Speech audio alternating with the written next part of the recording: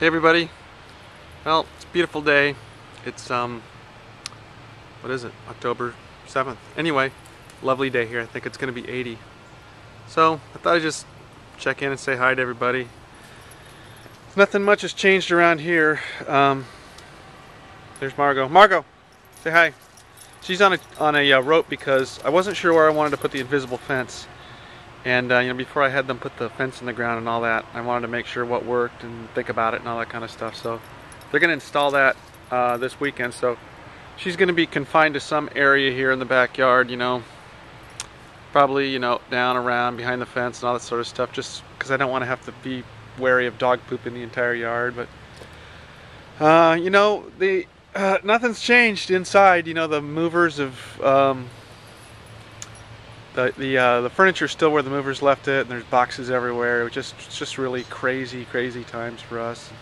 I'm traveling and Tevi's working constantly and still working on the old house and that kind of thing. And I mean, that's where I spend my time. So the inside of the house is just nuts. It's crazy. But anyway, you know, kind of the same thing out here. I mean, you know, there's still the plants are still where they were, and hoses, and you know, ladder, and you know, there's the Margot pooped in her kennel last night. There's the towel from it. Still have to clean that up. Flower beds are looking pretty shabby, you know, tree weeds growing in there, and etc., etc. Anyway, we're getting there. Keep the grass pretty short because it just makes me feel good. Joe's soccer team, we practice here, are U12, so they're 6th graders. So we've got the goal from our neighbor here. Right there, we do some shooting practice there, and then we have our practices down along here, and it's really awesome. It's really kind of cool. Joe loves it. You know, I just step outside at 5:30 and he sets everything up for me. You know, greenhouses, that's next summer's project. One of many, I guess, you know. Another flower bed that I just haven't had any time to even do anything with. You know, I'd like to take that grass, maybe move it somewhere, but I don't know where. This tree's coming out. You know, we cut it down years ago and then it just grew back. And anyway, so we had thought about maybe the shed becoming an art studio for Marie, but I think we're going to turn into a sleeping cabin so we can come and sleep out there in the wintertime like we're in camp and that kind of thing. So shed is full of bicycles and skateboards and just, it's crazy. Rhubarb lasted all year long with all the rain and stuff like that. This flower bed is a disaster. You know, there's weeds and stuff. I mean, I took a lot of stuff out here when it was wet, but maybe if somebody wants to come and help me with this next spring, I really don't know what to do with it. You know, if you don't spend time on these things, you almost just wish it was grass, but I don't know. I did get my tomatoes in, you know, I think about the middle of June, like a month late. And they ended up coming on and they did pretty well.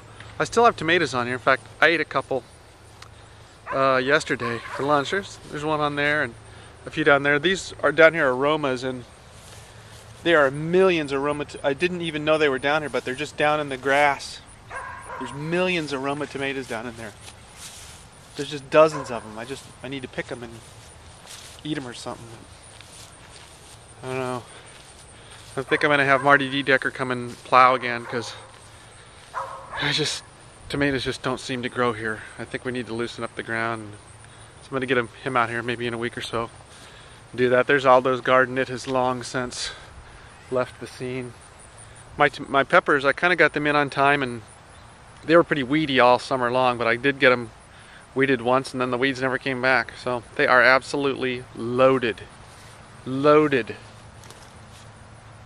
with peppers.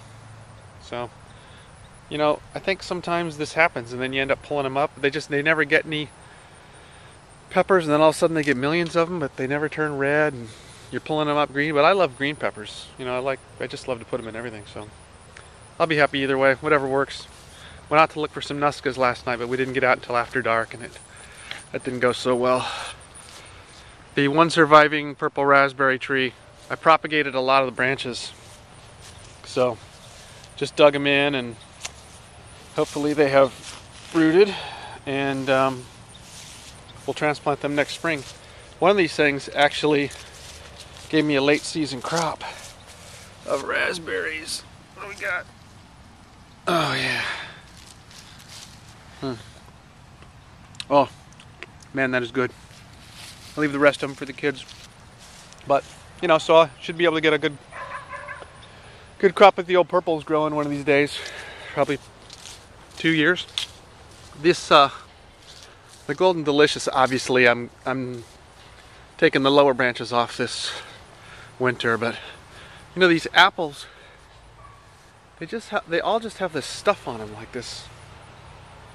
You know, it's just this kind of mildewy looking stuff that, get out of the shade. You know, they just all have that all over them, and I don't mind it, I eat them, but they're just not as big and beautiful as they ever were. And don't think it's the tree, I don't know what it is, but there's plenty of apples. So those are pretty good. And then we still have the blacks up there, and I propagate a lot of those guys too. Dug in the ends of the branches, and then I'll stick them all along the fence next spring. And then we'll have billions of black raspberries again. We had 1 million of them this year.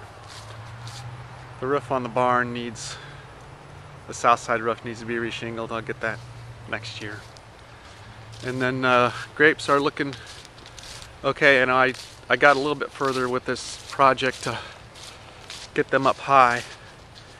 So the Steubens and everything are looking pretty good, I think. So they're all up high, and now I can take the branches that want to grow up there and just really take off the lower ones, because I didn't even really prune them this spring. It was kind of a disaster, but we didn't have too many. And then I think I want to get some more different kinds growing in there. I was going to propagate these, and then I thought, you know what, I'll just get some new ones. Try some new varieties, maybe get some seedless growing. So I'll go back towards the cottonwood tree there, and there's some open spaces there. Maybe I'll end up putting another row in here. All depends on if I like maybe what happens and if I live long enough to reap the benefits. The Fuji tree did end up getting some apples, but geez man, it was set to be loaded before that late freeze we got. But there's some on there, you know. I guess the good thing is I won't have to feel bad about not being able to pick all of them. 2 years ago, man, did we have a bumper crop. Oh man, millions of them. Not a single apple last year. So that's kind of that. I won't show you inside because inside is a disaster. You know, tore off the wallpaper and didn't replace it. There's nail holes patched in, and I haven't painted anything. It's, as I said, it's crazy, crazy, crazy, crazy times. So this thing next year will live again. That other, as I said, that other glider just sucks. This one is so nice. All it needs is buy a piece of pipe, have somebody bend it, and we'll be back in business, and hopefully my wife will tolerate it. So that is that. Nothing much else to talk about. So love you all, and I'll talk to you soon, hopefully. Come and see us sometime, but not too soon.